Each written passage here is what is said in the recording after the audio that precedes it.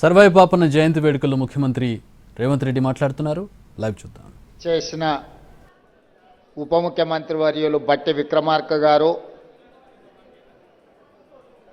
Congress party Telangana అధ్యక్షులు మిత్రులు మహేష్ కుమార్ గౌడ్ గారు, హైదరాబాద్ ఇన్ఛార్జ్ మంత్రివర్యులు మిత్రులు పొన్నం ప్రభాకర్ గారు,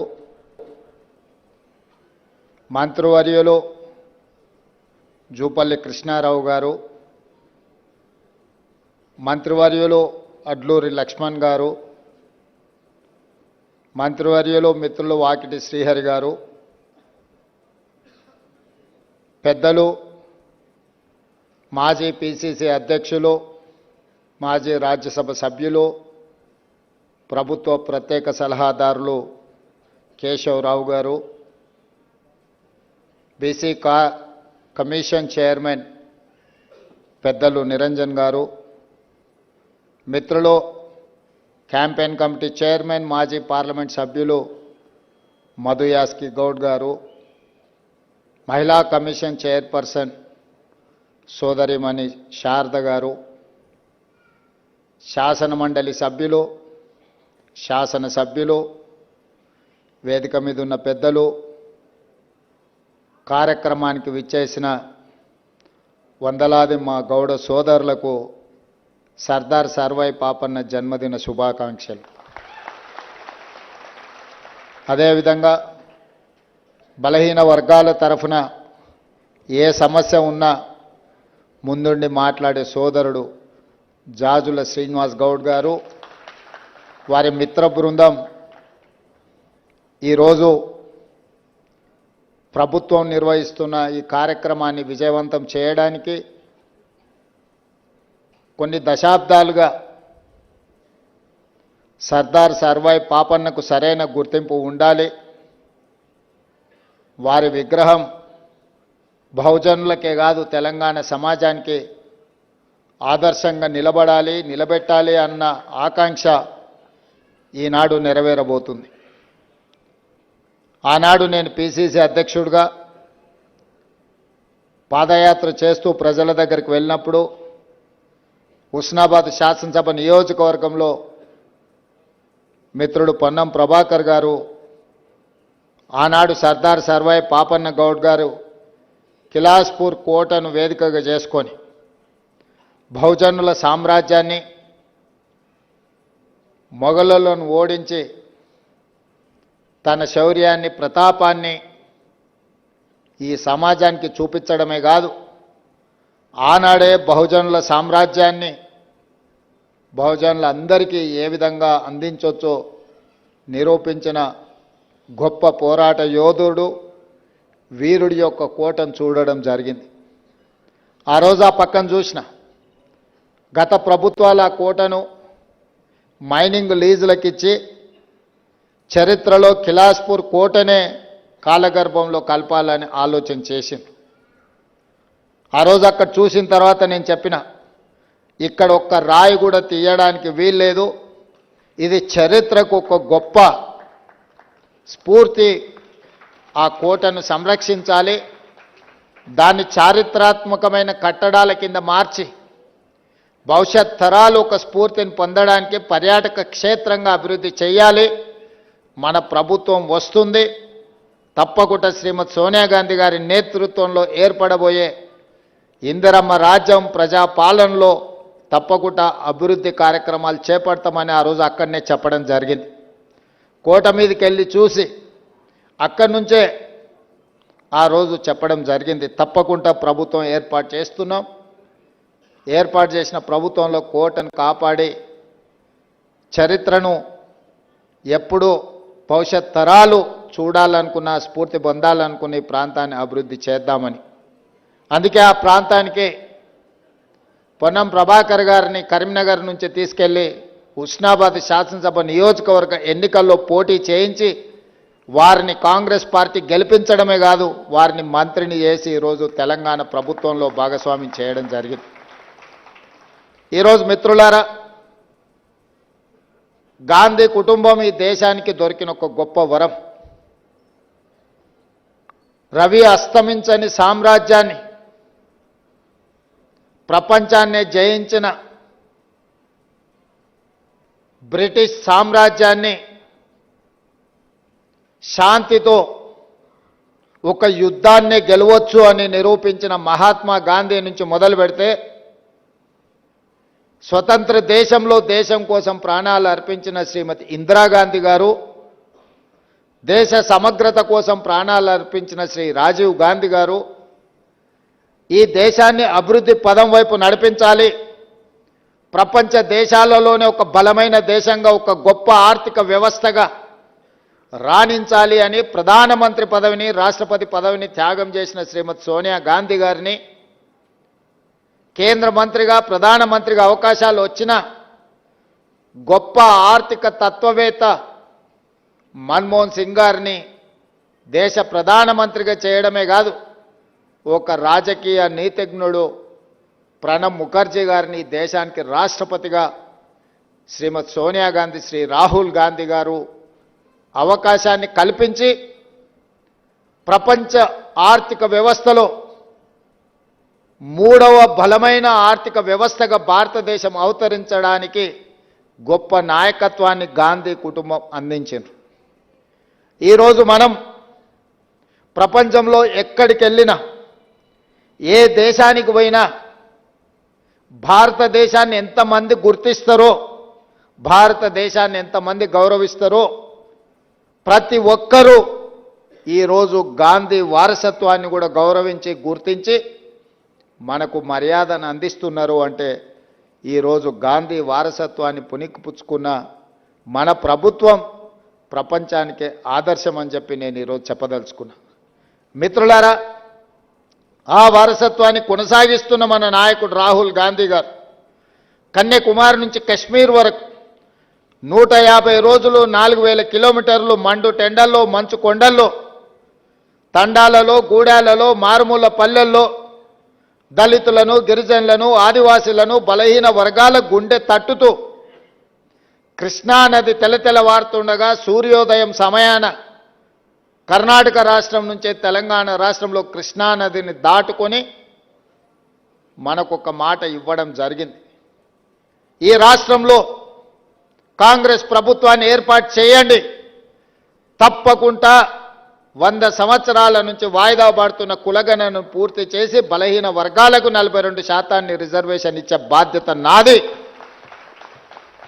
అని రాహుల్ గాంధీ గారు తెలంగాణ ప్రజలకు మాట ఇచ్చిండ్రు. గాంధీ కుటుంబం మాట ఇస్తే అది శిలా శాసనమే, చరిత్రలో సువర్ణ అక్షరాలతో లిఖించదగిన మాట.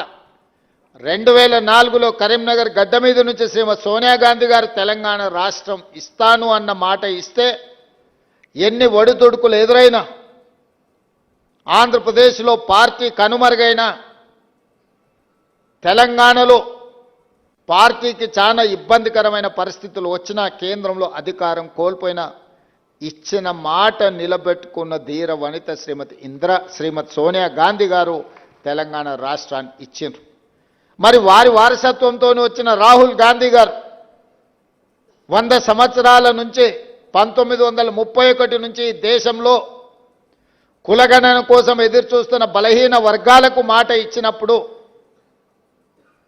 వారు ఈ ప్రజలకు ఇచ్చిన మాటను నిలబెట్టడానికి నేను, మా మిత్రుడు బట్టి విక్రమార్క గారు 100% చిత్తశుద్ధితోని పకడ్బందీగా ప్రణాళిక రచించి ఈ దేశంలో ఏ రాష్ట్రం చేయని ప్రయోగాన్ని, పనిని, జనాభాను మొత్తం లెక్కించడమే కాదు, జనాభాలో ఉన్న అన్ని కులాల యొక్క వివరాలను సంపూర్ణంగా సేకరించడం జరిగింది. ఈరోజు అందుకే ధైర్యంగా ఈ దేశంలో ఉండే అన్ని రాజకీయ పక్షాలు సూటిగా శాసనసభ వేదికగా మేము సవాలు విసిరినాం.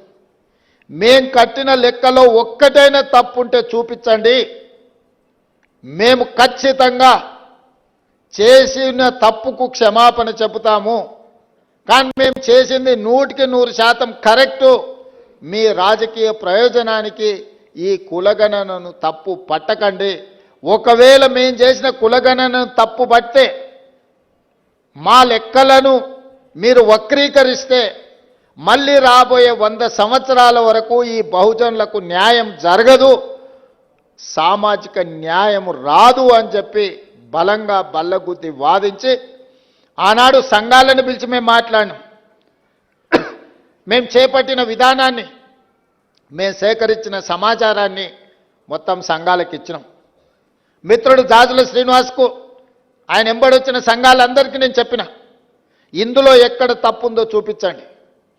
ఈ తెలంగాణ రాష్ట్రంలో ఉన్న అన్ని కుటుంబాలను, ముఖ్యంగా వాళ్ళ ఇండ్లకు ఇంటికి నెంబర్ వేసి ప్రతి 150 ఇండ్లను ఒక విభాగంగా విభజించి ప్రతి 150 ఇండ్లకు ఒక ఎన్యూమరేటర్ని పెట్టి ఒక బ్లాక్గా డిసైడ్ చేసి దాదాపుగా 95,000 బ్లాకులను 95,000 ఎన్యూమరేటర్లను నియమించి 60 రోజుల్లో ఈ 150 ఇండ్లకు వెళ్ళాలి.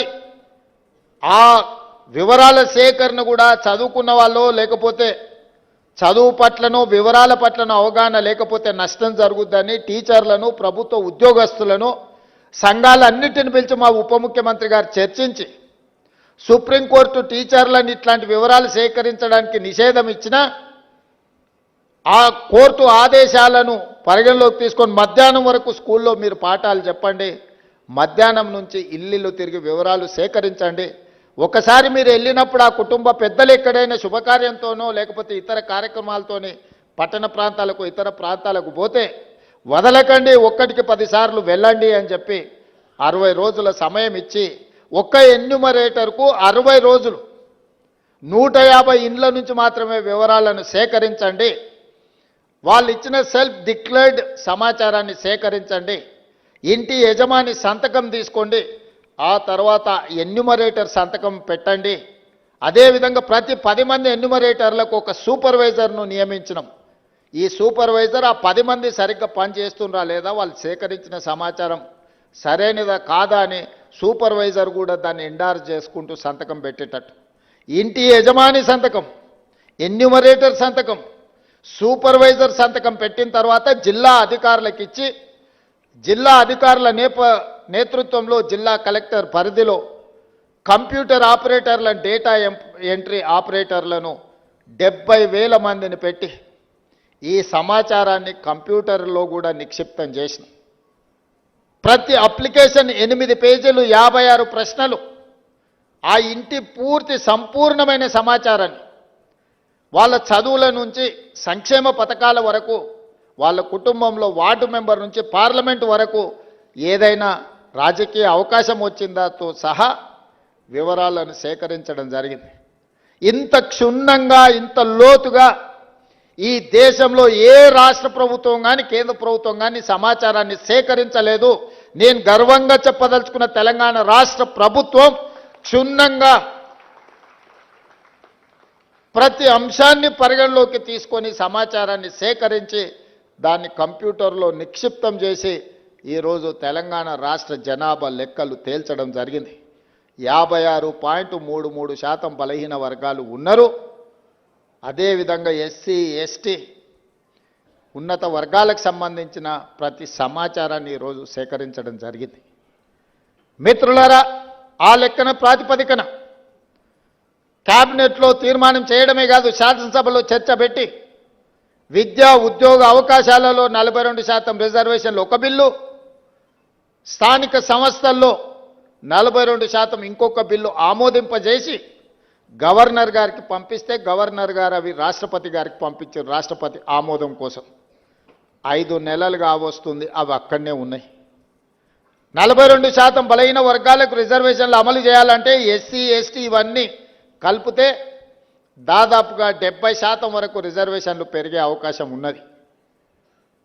చంద్రశేఖరరావు గారు 2018లో పంచాయతీరాజ్ యాక్ట్ను తీసుకొచ్చిండు. వారు చేసిన చట్టం తెలంగాణ రాష్ట్రంలో 50%కి మించి ఎవ్వరికి రిజర్వేషన్లు ఇవ్వకుండా పక్కడబందిగా 50% మించకుండా 2018లో పంచాయతీరాజ్ యాక్ట్ను చంద్రశేఖరరావు గారు తీసుకొచ్చి చట్టం చేసిండు. ఇవాళ చట్టమే మనకు అడ్డంకిగా మారింది. స్థానిక సంస్థల్లో కానీ, విద్యా ఈరోజు స్థానిక సంస్థల్లో రిజర్వేషన్లు ఇవ్వాలి అని అంటే, నోటిఫికేషన్ ఇవ్వాలి అంటే 2018లో ఆనాటి ప్రభుత్వం చేసిన పంచాయతీరాజ్ యాక్ట్ ఈరోజు అడ్డంకిగా మారింది. దాన్ని కూడా తక్షణమే కోర్టు ఆదేశాలు ఇచ్చింది, సెప్టెంబర్ 30 లోపల మీరు స్థానిక సంస్థల ఎన్నికలను నిర్వహించండి అని. మరి అత్యవసరంగా ఎన్నికలను నిర్వహించాలంటే ఈ చట్టం అడ్డంకిగా మారిందని, శాసనసభకు సమయం ఉందని మంత్రివర్గ సమావేశాన్ని ఏర్పాటు చేసి ఆర్డినెన్స్ తీసుకొచ్చి ఆ 50% అడ్డంకిని తొలగించండి అని ఆర్డినెన్స్ పాస్ చేసినాం. ఆ ఆర్డినెన్స్ కూడా గవర్నర్ గారి దగ్గరికి వెళ్ళింది. గవర్నర్ గారు అది కూడా ఆమోదించకుండా రాష్ట్రపతి గారికి పంపించారు. ఇవాళ విద్యా ఉద్యోగ అవకాశాలలో 42% రిజర్వేషన్, స్థానిక సంస్థల్లో 42% రిజర్వేషన్ బలహీన వర్గాలకు ఇచ్చే బిల్లులు రాష్ట్రపతి గారి దగ్గరనే ఉన్నాయి. చంద్రశేఖరరావు గారు తెచ్చిన చట్టం ఈరోజు 50% లోపలనే రిజర్వేషన్లు ఉండాలని ఏదైతే చేసిండో దాన్ని తొలగించడానికి చేసిన ఆర్డినెన్స్ కూడా ఈరోజు కేంద్ర ప్రభుత్వం దగ్గర, రాష్ట్రపతి గారి దగ్గర చిక్కుకున్నాయి. ఇవాళ మేము వాటి గురించి మాట్లాడి, వాటి గురించి చర్చించి, ఇక వీళ్ళు వినడం లేదు, వీళ్ళతోని కొట్లాడాల్సిందే అని ఢిల్లీ జంతర్ మంతర్ దగ్గర పెద్ద ఎత్తున ధర్నా చేసినాం. మొత్తం మంత్రివర్గము, పార్లమెంట్ సభ్యులు, శాసనమండలి సభ్యులు, శాసనసభ్యులు, సంఘాల నాయకులందరూ కూడా అక్కడికి వచ్చి వేలాది మంది రోజు మొత్తం ధర్నా చేస్తే, దేశంలో వివిధ రాష్ట్రాలకు సంబంధించిన 100 మంది పార్లమెంట్ సభ్యులు, ముఖ్యంగా తమిళనాడు నుంచి, మహారాష్ట్ర నుంచి, బీహార్ నుంచి, ఉత్తరప్రదేశ్ నుంచి వివిధ రాష్ట్రాలకు సంబంధించిన పార్లమెంట్ సభ్యులు అందరూ కూడా మేము అండగా నిలబడతాం, మీ న్యాయమైన కోరిక సాధించడానికి మేము సహకరిస్తామని వాళ్ళందరూ కూడా అక్కడికి వచ్చి మనకు మద్దతు పలకడం జరిగింది. అయినా బీఆర్ఎస్ వాళ్ళు అక్కడికి రాలేదు, బీజేపీ వాళ్ళు అక్కడికి రాలేదు.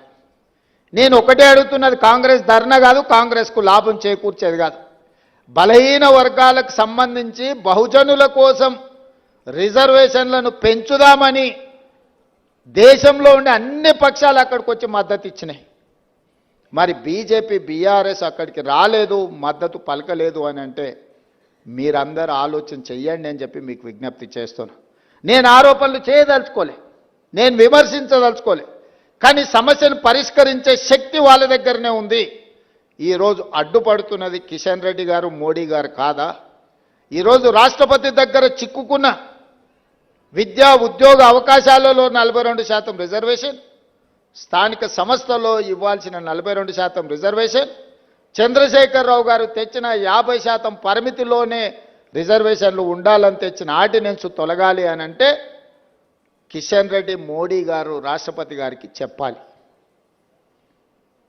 అడ్డంపడే మీరు తొండి వాదన, మొండి వాదన చేస్తారు. ఇందులో మీరు బీసీ రిజర్వేషన్లలో ముస్లింలను కలిపినరని, చదువుకున్న వాళ్ళు, కేంద్ర మంత్రులుగా పనిచేస్తున్న వాళ్ళు, ఈ దేశంలో రాజ్యాంగంలోనే ప్రొవిజన్ లేదు, మత ప్రాతిపదికన రిజర్వేషన్లకు తావు లేదు. మత ప్రాతిపదికన ఏ రిజర్వేషన్ ఉన్నా 2 నిమిషాలలో సుప్రీంకోర్టు కొట్టేస్తుంది. మేము పంపించిన బిల్లుల్లో కానీ, మేము పంపించిన ఆర్డినెన్స్లో కానీ ఎక్కడైనా మత ప్రాతిపదికన 1% 0.1% రిజర్వేషన్ అయినా ఉందా మీరు చూపించండి అని చెప్పి బీజేపీ, బీఆర్ఎస్ నాయకులను నేను అడుగుతున్నా.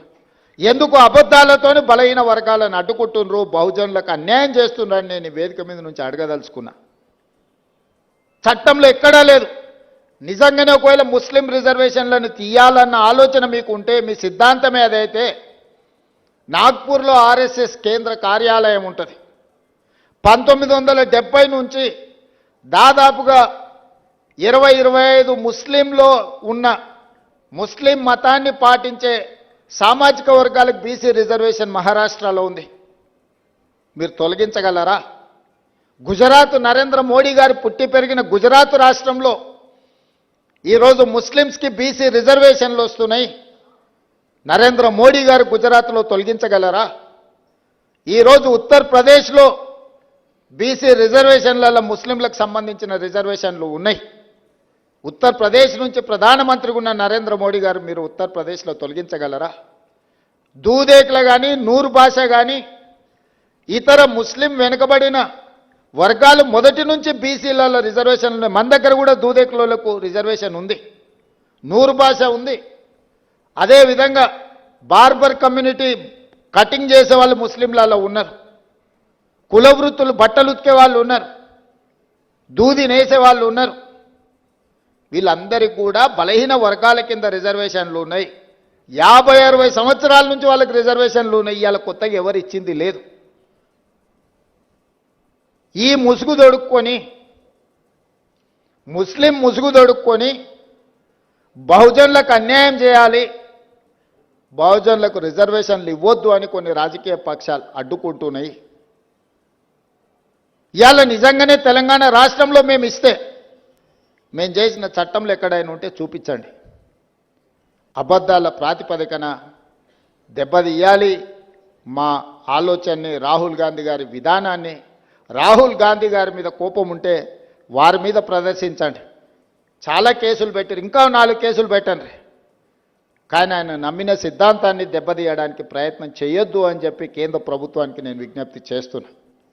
ఆయన సంపూర్ణంగా విశ్వసిస్తున్నాడు ఈ సమాజంలో సమూలమైన మార్పు రావాలంటే బహుజనులు నిలదొక్కోవాలి, బహుజనులు ఆర్థికంగా విద్య ఉద్యోగాలలో ఎదగాలి అనేది రాహుల్ గాంధీ గారి విధానం. ఆ విధానాన్ని అమలు చేయడమే నా బాధ్యత, మా ఉప ముఖ్యమంత్రి బట్టి విక్రమార్క గారి బాధ్యత. రాహుల్ గాంధీ గారు ఏ సూచన చేసినరో 100% అమలు చేయడం మా బాధ్యత. ఇవాళ క్రమంలో వస్తాయి సమస్యలు, మాకు తెలుసు. ఆ సమస్యల్ని పరిష్కరించుకుంటూ ముందుకు వెళ్తాం. సమస్య వచ్చినప్పుడు, సమస్య మీద మేము కొట్లాడినప్పుడు మీరు అండగా నిలబడాల్సిన నైతిక బాధ్యత మీ వైపున ఉన్నదని చెప్పి నేను భావిస్తున్న ఈ వేదిక మీద నుంచి. మీకోసమే నిలబడి కొట్లాడినప్పుడు నైతికంగా మీ మద్దతు మాకుంటే మాకింకా ధైర్యం వస్తుంది, దాన్ని అమలు వేగంగా చేయగలము. మీ అందరూ అండగా నిలబడాలి. చివరగా ఇంతకుముందు మిత్రులు పొన్నం ప్రభాకర్ గారు చెప్పారు, ఉస్మానియా యూనివర్సిటీ వైస్ ఛాన్సలర్ వస్తే నేను చెప్పిన, ఇప్పుడు గ్రామాలలో ప్రభుత్వం దగ్గర భూములు లేవు.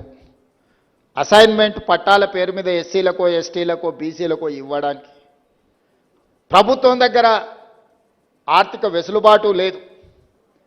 కావలసినంతగా కార్పొరేషన్ల నుంచి మీకు సహాయం చేయడానికి ప్రభుత్వానికి ఉన్న చిత్తశుద్ధి ఒక్కటే, మీరు బాగుపడాలి, మీ తలరాతలు మారాలి అనంటే చదువు ఒక్కటే పరిష్కారం.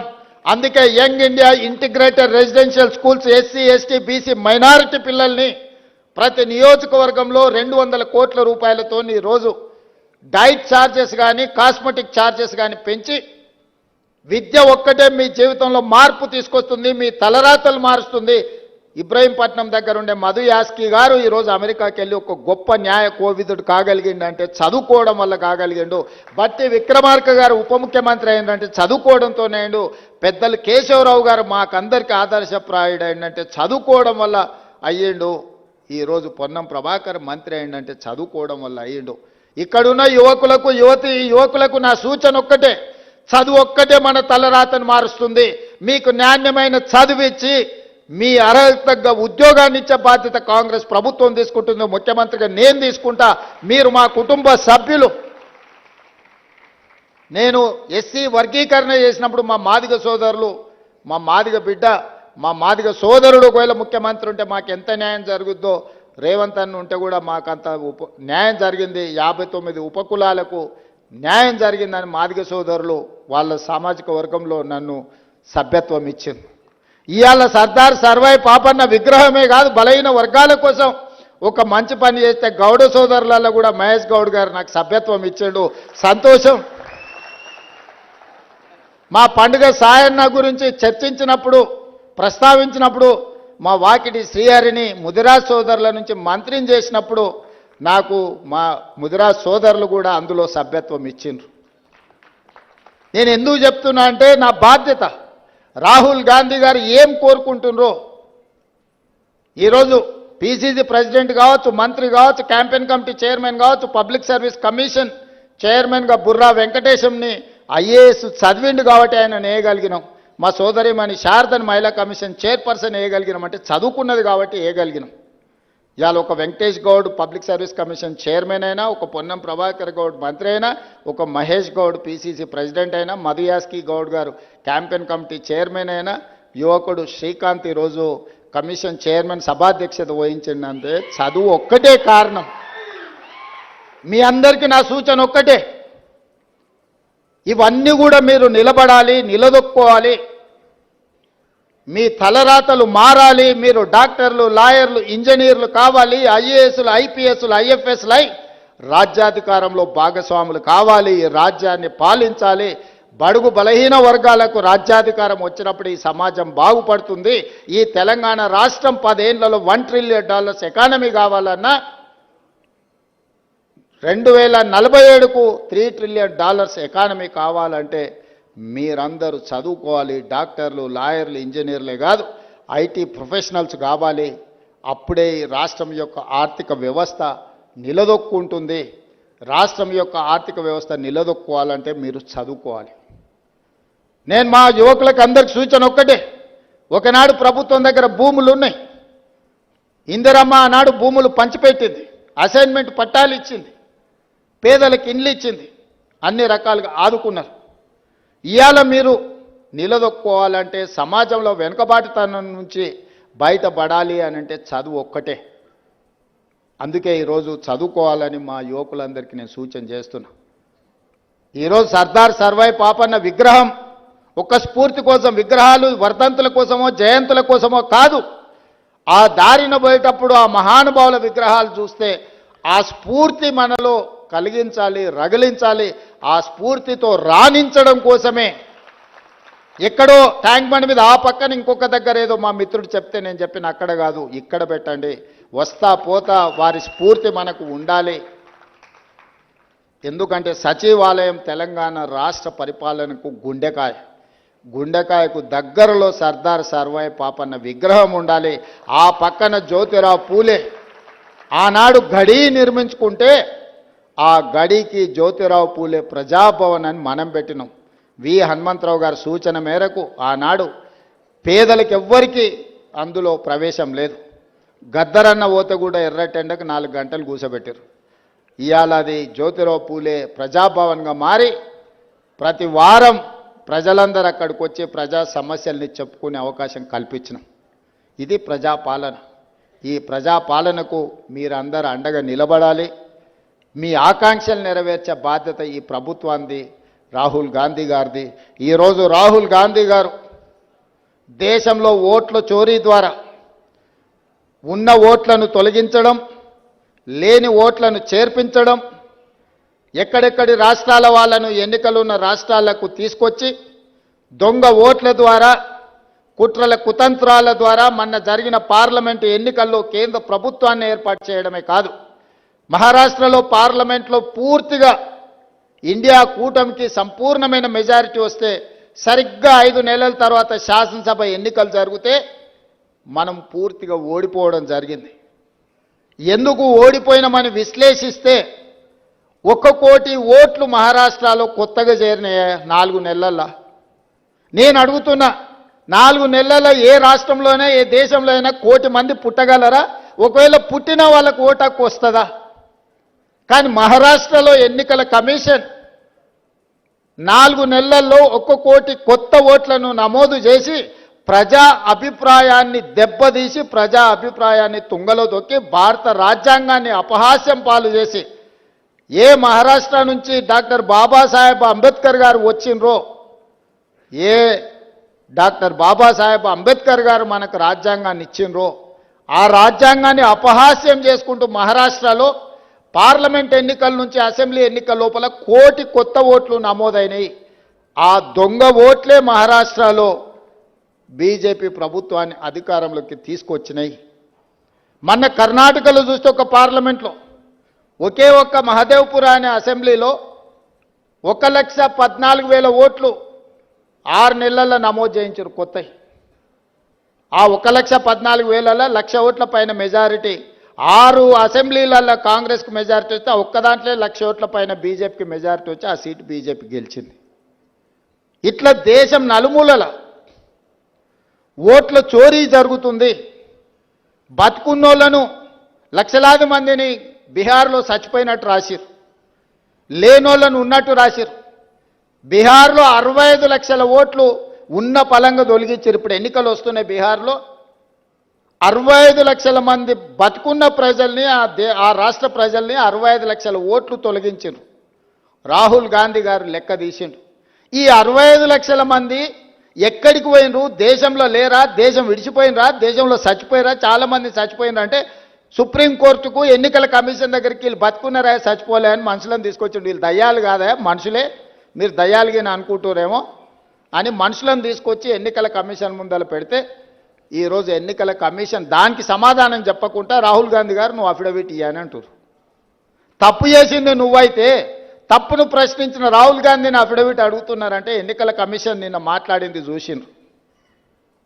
అందుకే ఈరోజు నిన్నటి నుంచి సెప్టెంబర్ 3 తారీఖు వరకు బీహార్లో రాహుల్ గాంధీ గారు 1300 కిలోమీటర్ల పాదయాత్ర చేస్తున్నాడు.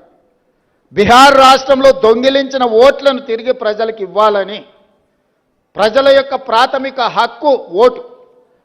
డాక్టర్ బాబాసాహెబ్ అంబేద్కర్ పేదోడికైనా పెద్దోడికైనా రాజుకైనా పేదకైనా ఒకే విలువైన ఓటు హక్కు ఇచ్చిండు.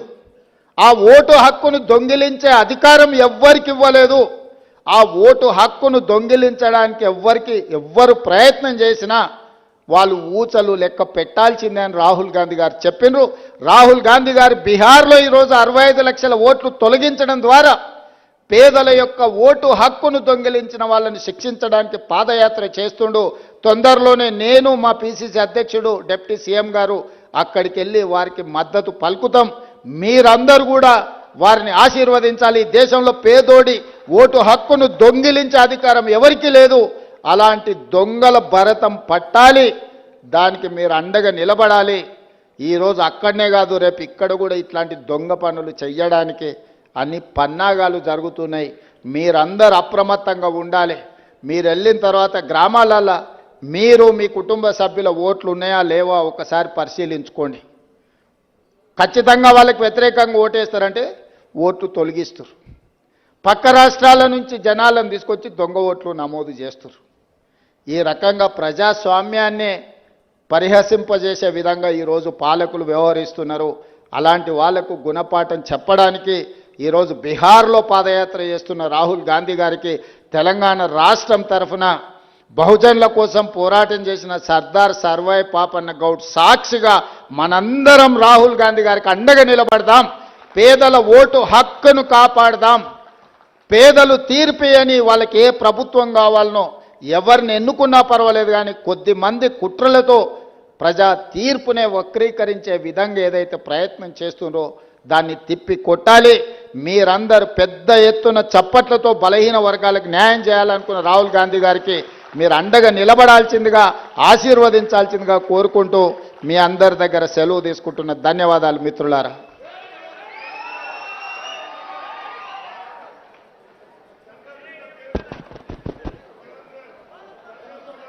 మధు యాష్కి గారు వందన సమర్పణ కార్యక్రమం చేస్తారు.